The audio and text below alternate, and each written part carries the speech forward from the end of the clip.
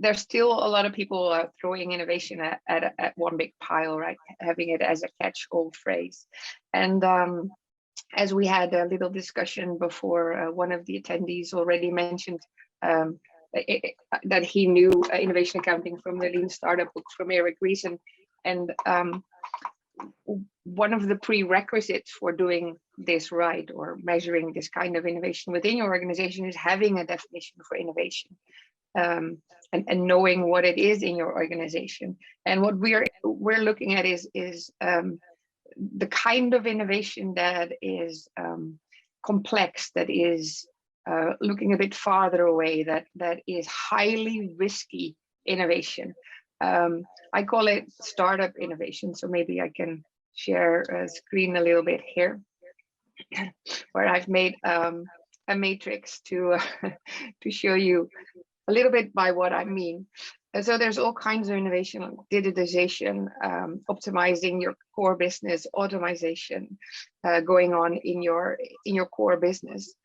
And we all know that there's a thing called basic research, where we research new science, all kinds of new technologies, in the hope that eventually you can use that for benefit. But we also just measure that in patents, right?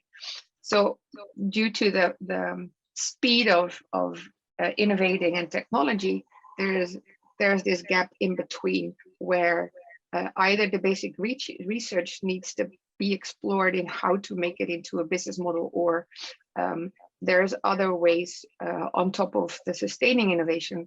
Think of data infrastructures in your core business that allow for a new kind of innovation, I call startup innovation, that is risky, but doesn't necessarily contribute to your core business right now, but still needs to be explored. And I think this is an important X to understand. If the business goals are really different from the core, if you are exploring something that should be a new business model in the future, or have a new market in the future, but doesn't right now contribute to your core goals, then your core system of accounting, of risk reducing, is not going to work for that kind of innovation.